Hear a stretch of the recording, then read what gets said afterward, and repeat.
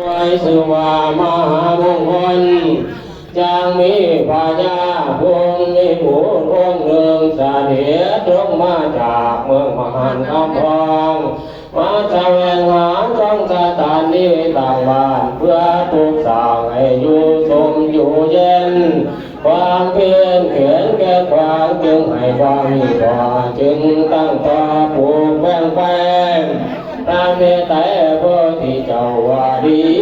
บอนนี่บอนพระเจ้าโพธิตานิกร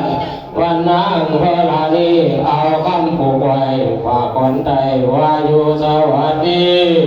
เมื่อพันปีบ่มีพอไฟมาต้องบาดนี้เจ้าสีนางอยู่ห้องแก้วของเงินกองคำเขาสีน้ำแก้วแหวนมาให้กาตั้งไปกาช่วยให้ใส่ลูลังไหลมามีสาพระเดชจากผงมูญาที่ได้แต่งของฝากมาหาอาภัลยานุ่มน้อยน่าถึงสอดโซฟา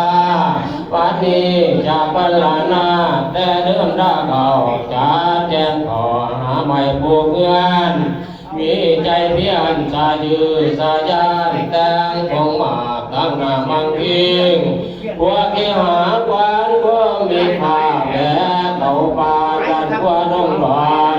เดือนก็จอนเมื่อแรงลาไป